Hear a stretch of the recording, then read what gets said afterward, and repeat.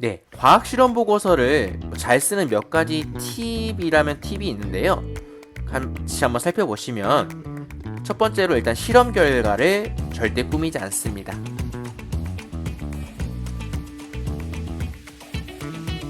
네, 중학교 과학 4주차 과학 탐구의 마무리 실험 보고서 작성이라는 주제로 수업을 준비한 선인중학교 과학교사 박창수입니다.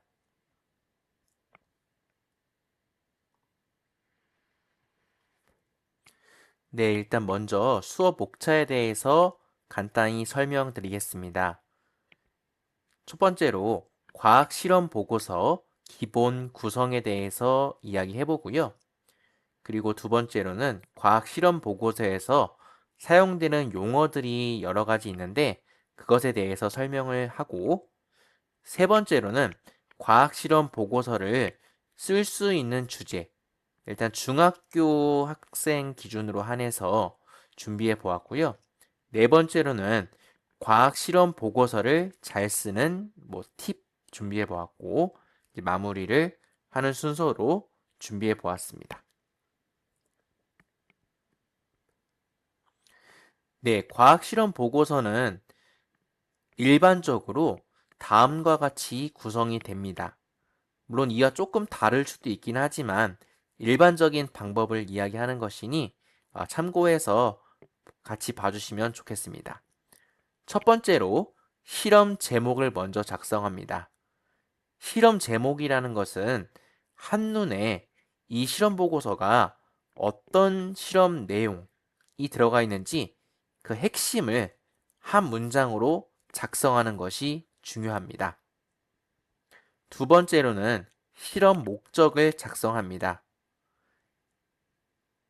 내가 계획한 이 실험을 왜 하는지, 아니면 더 나아가 이 실험을 통해서 무엇을 알고 싶은지를 작성합니다. 세 번째로는 실험 준비물을 작성합니다. 계획한 실험에 사용한 도구나 재료를 목록으로 나열합니다. 네 번째로는 실험 방법을 작성합니다. 여기서 잘 기억하셔야 될 부분이 이 실험 과정을 보고 어느 정도 개념을 아는 사람이라면 누구나 따라할 수 있게끔 잘 정리가 되어 있어야 한다는 것입니다. 다섯 번째로는 실험 결과입니다. 관찰한 변화나 수치를 일단 있는 그대로 적습니다. 더 나아가 그래프나 표를 활용하는 것도 당연히 가능합니다. 이를 데이터 변환이라고 부릅니다. 여섯 번째는 결론 도출 및 자료 해석입니다. 실험 결과와 실험 목적을 연결하여 설명합니다. 마지막으로 실험 고찰입니다. 실험을 다 하고 나서 되돌아본다고 생각하시면 이해하기가 쉬울 겁니다. 실험을 하며 생각한 점이나 내가 어려웠던 점이나 아니면 생각과 다른 데이터가 나왔을 때 왜 그렇게 나왔다든지 이런 부분들에 해당하는 내용을 정리하는 부분입니다. 다음으로 실험 보고서에 사용되는 용어를 정리해 보도록 하겠습니다. 일단 독립변인, 조작변인, 통제변인, 종속변인 이 네 가지 용어는 굉장히 자주 쓰이는 용어이기 때문에 간단하게 개념을 꼭 이해해 두는 것이 중요하다고 봅니다. 먼저 독립변에 대해서 설명을 하면 실험 결과나 변인에 영향을 미치는 변인이며 다른 변화와는 관계없이 변하는 변인이기 때문에 독립적으로 변한다라고 이야기합니다. 더 나아가 독립변인은 조작변인과 통제변인으로 나눌 수가 있습니다. 말 그대로 독립변이는 독립적으로 변한다라는 내용이 가장 핵심입니다. 조작변이는 독립변인 중에서 가설을 검증하기 위해 값을 변화시키는 변인입니다. 즉, 실험을 위해 조작하는 변인이라고 생각하면 됩니다. 통제 변인은 조작 변인을 제외한 나머지 독립 변인으로 값을 변화시키지 않고 유지시키는 변인입니다. 말 그대로 통제한다고 생각하면 이해하기가 쉽습니다. 단어 자체로도 여러분이 충분히 그 의미를 이해할 수 있다고 생각합니다. 마지막으로 종속 변인입니다. 독립 변인에 의해서 영향을 받아 값이 변하는 변인이라고 생각하면 됩니다.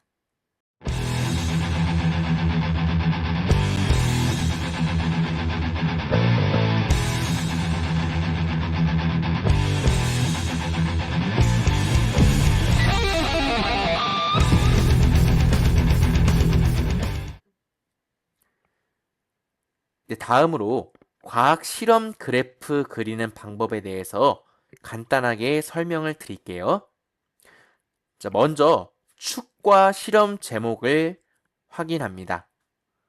여기서 축이라는 것은 일반적으로 좌표 평면에 우리가 그래프를 나타내기 때문에 가로축과 세로축을 먼저 의미한다고 보면 됩니다.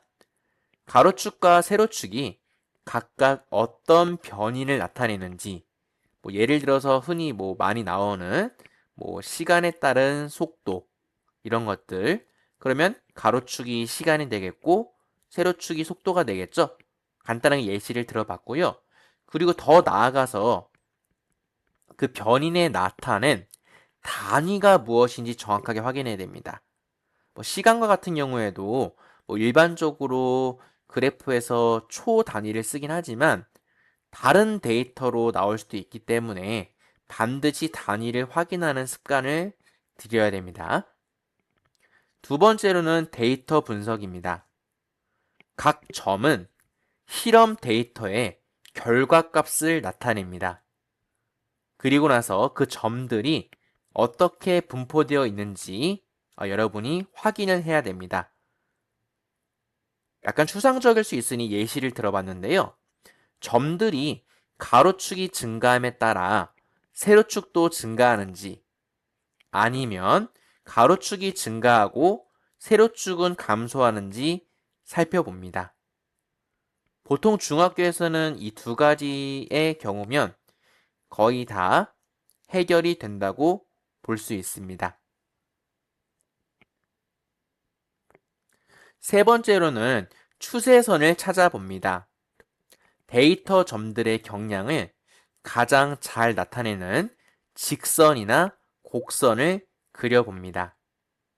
네 번째로는 관계를 파악합니다. 이 그래프가 직선 그래프인지 아니면 곡선 그래프인지 확인합니다. 실험 데이터를 일반적으로 표로 나타낸 뒤 표를 바탕으로 그래프로 한눈에 보기 좋게 그려봅니다.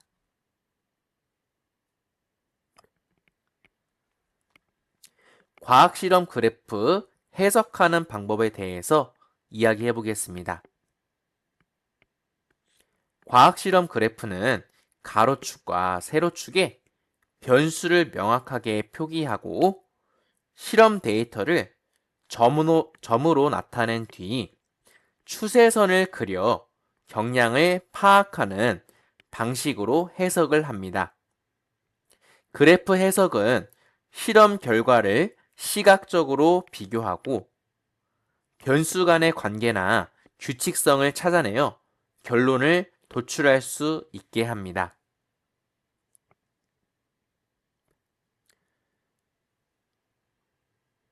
네, 다음으로 많은 것을 배워보았는데요. 과학 실험 보고서를 쓸 수 있는 주제를 예시로 몇 가지 적어 보았는데요. 이것은 주로 일반적으로 많이 쓰는 주제고 이 외에도 굉장히 많은 주제가 있으니까 이야기 그대로 참고용으로 봐두기 바랍니다. 네, 첫 번째로 준비한 것은 식물의 생장에 미치는 영향입니다. 온도에 따라 생장 정도가 어떠한지 이런 것들을 한번 생각해 볼 수 있을 것 같고요. 두 번째로는 물질의 용해도입니다. 온도나 압력에 따라 물질의 용해도가 어떻게 변하는지에 대해서 한번 생각해 볼 수 있을 것 같고요. 세 번째로는 마찰력의 크기에 영향을 주는 요인으로서 접촉면의 거칠기라든지 질량이라든지 어떤 것이 크게 영향을 주는지 한번 생각해 보는 것으로 주제를 잡아볼 수 있을 것 같습니다.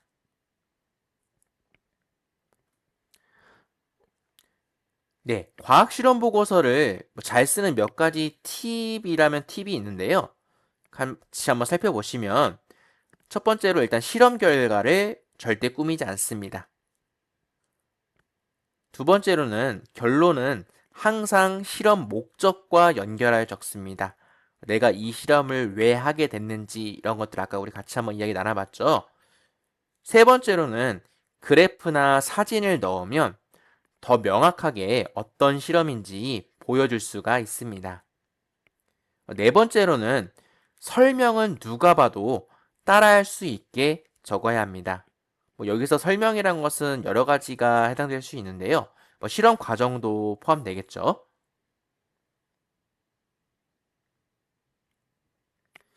네, 그래서 여러분들이 일단 연습할 수 있는 과제를 제시하면 일단 어느 정도의 틀을 잡아보는 연습을 할 수 있을 거라 생각이 돼서 간단하게 과제를 준비해 보았는데요. 네, 제시된 탐구 과제를 탐구 활동의 과정, 실험 결과 및 결론을 실험 보고서로 작성해 보는 것으로 준비해 보았습니다. 자, 우리는 마찰력이 있어 걸을 수 있으며 등산화 같이 마찰력을 크게 하여 미끄러지는 것을 막아주기도 한다. 반대로 마찰력을 작게 하여 자전거 바퀴가 잘 돌아가게 하기도 한다. 접촉면의 거칠기와 면적이 각각 마찰력 크기에 영향을 미치는 요인을 알아보기 위한 가설을 세우고 이를 증명할 수 있는 실험 설계를 하여 실험 보고서를 작성해 보는 것으로 준비해 보았습니다. 여기서 아까 설명을 안 한 가설이라는 용어가 새롭게 나왔는데요.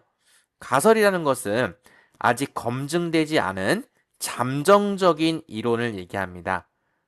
말 그대로 변화가 가능하다고 생각하면 이해하기가 쉽습니다. 한번 여러분들이 이 수업을 다 듣고 나서나 아니면 지금 잠시 멈춰서 간단하게라도 아까 우리가 배운 실험 보고서 작성 과정을 통해서 생각해보고 한번 적어보는 시간을 가져보면 아마 많은 도움이 될 것이라고 생각을 합니다. 네, 오늘 이렇게 우리가 실험 보고서를 작성하는 주제로 4회차 수업을 준비해 보았는데요. 다소 조금 어려운 내용이라고 생각할 수 있지만 여러분들이 향후에 과학 공부하는 것을 대비하여 꼭 필요한 주제라고 생각해서 준비해 보았으니 한번 여러분들이 수업을 들으면서 생각해 보는 시간을 가져봤으면 좋을 것 같고요.